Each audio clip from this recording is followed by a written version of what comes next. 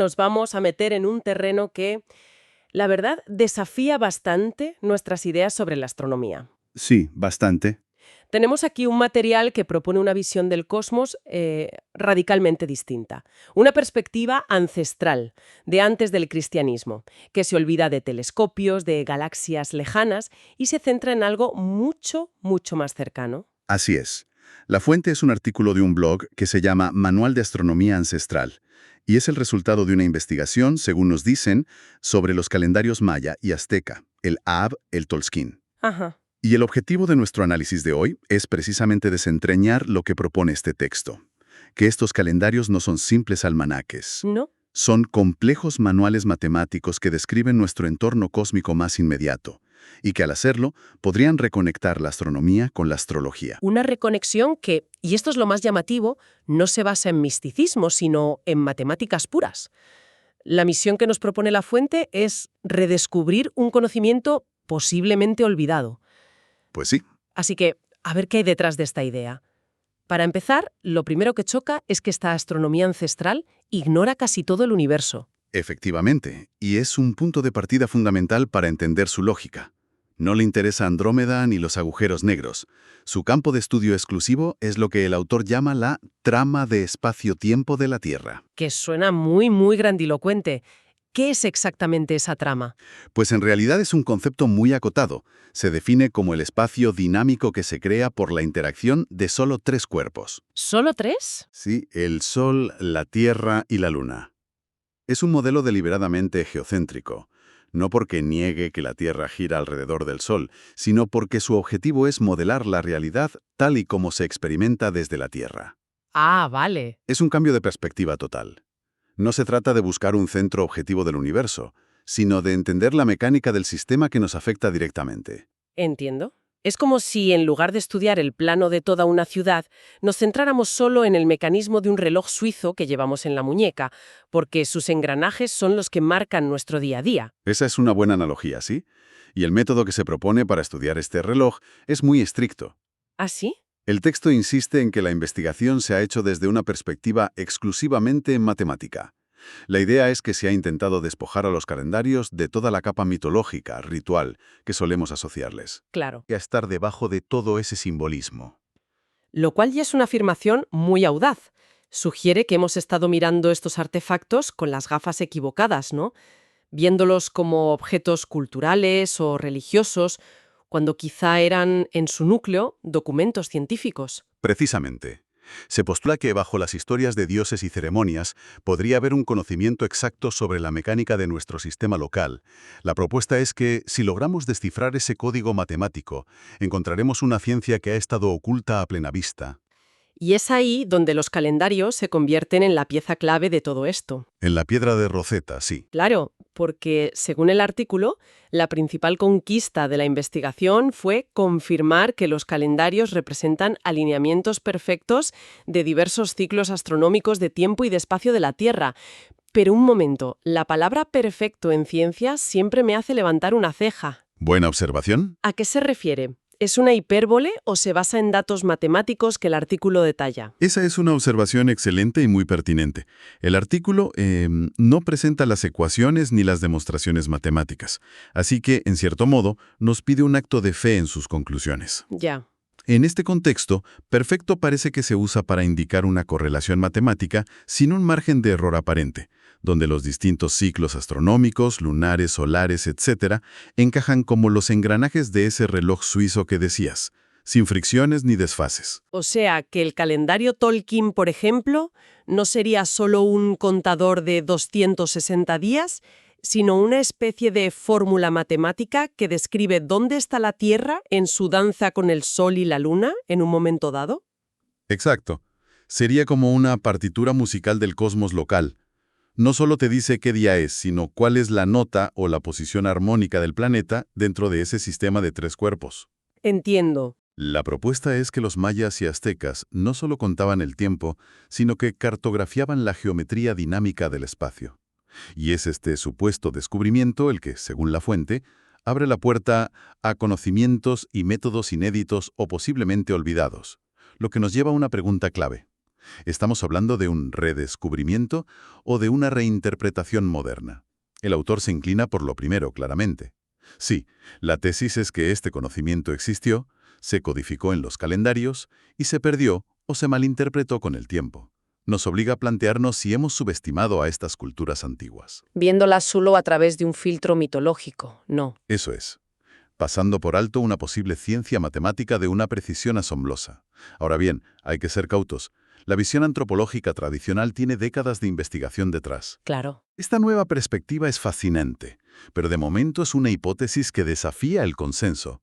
Lo valioso es que nos obliga a preguntarnos si nuestro filtro moderno nos impide ver otras capas de conocimiento en estos artefactos. De acuerdo. Si aceptamos la premisa de que los calendarios son el código, ¿qué es lo que están describiendo exactamente? ¿Cuál es esa máquina cuyo funcionamiento trazan con tanta precisión? Ahí entramos en el corazón del modelo. Lafuente lo llama una dinámica generada por 4 elementos. Y es crucial entender que no se refiere de entrada a los elementos clásicos que todos conocemos. No, entonces, ¿cuáles son? ¿Son los componentes físicos del sistema que hemos definido antes? Primero. La Tierra, Vale. la Luna. Tercero, el Sol.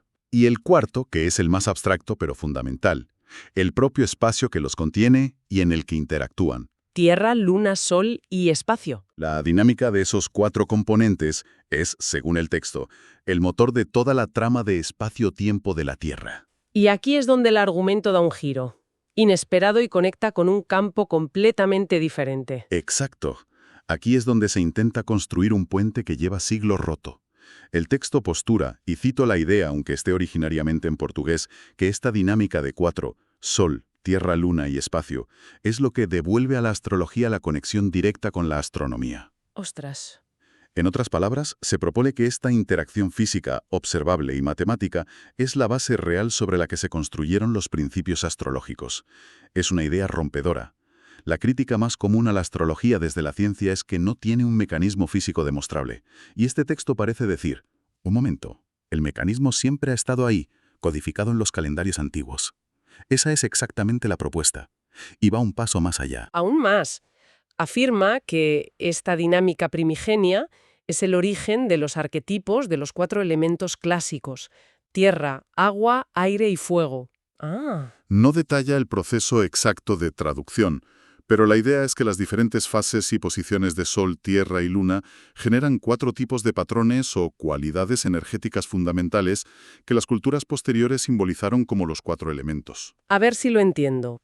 O sea, que cuando un astrólogo habla de un exceso de fuego en una carta natal, según esta teoría, no estaría hablando de algo místico, No.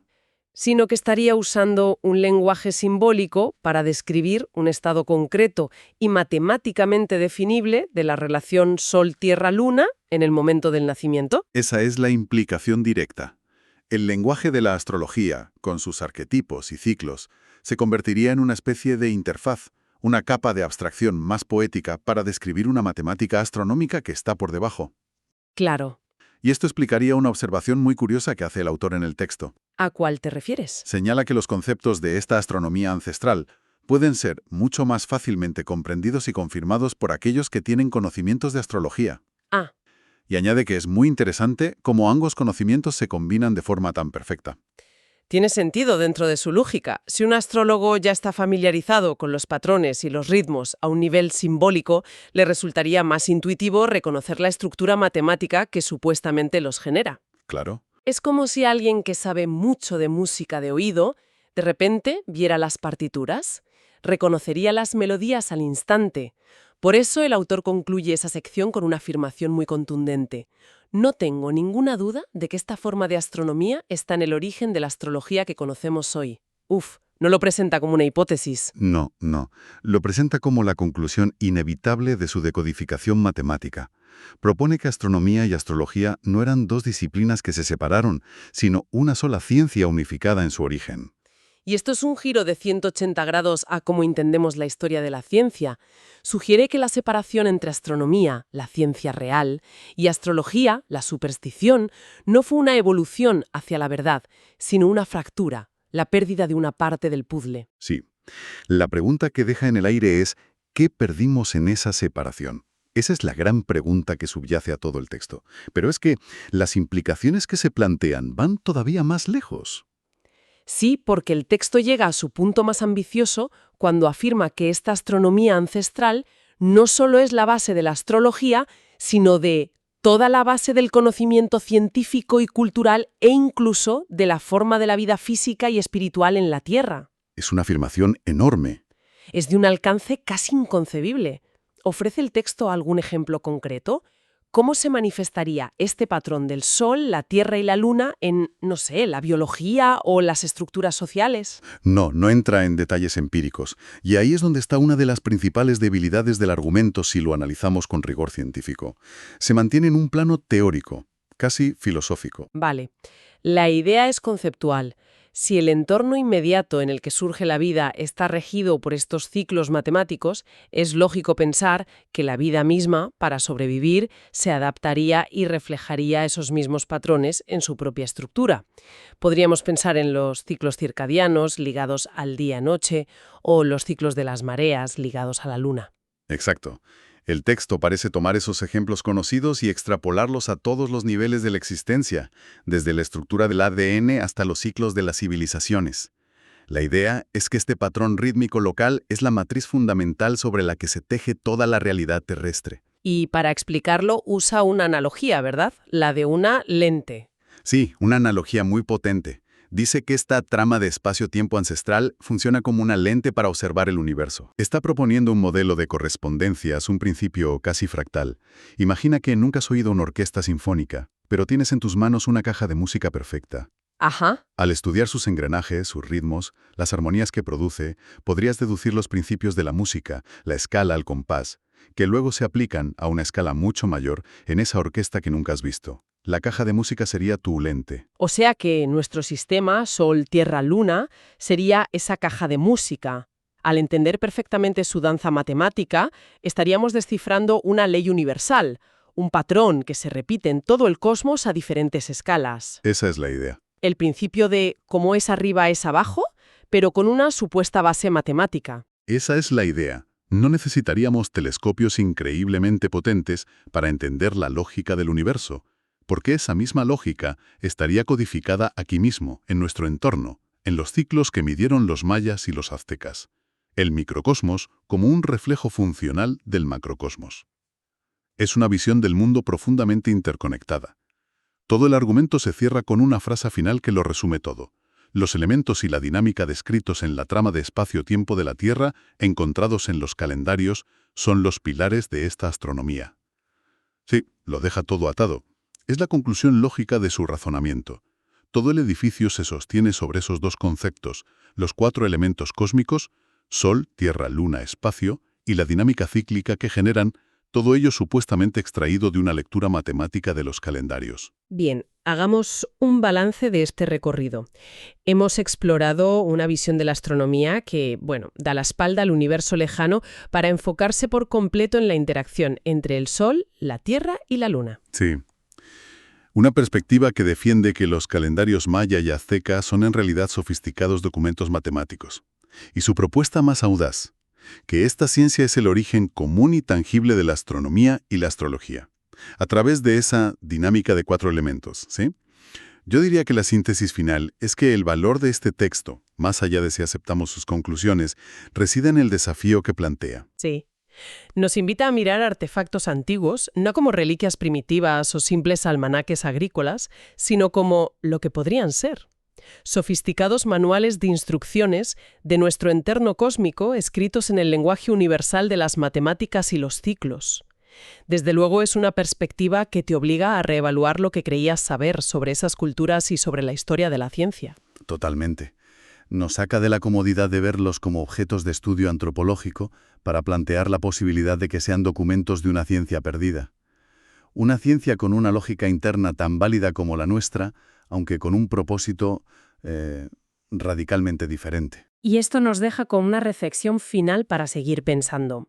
La fuente sugiere que, aplicando un filtro puramente matemático, despojado de interpretaciones mitológicas, podemos desvelar un conocimiento olvidado en los calendarios mesoamericanos.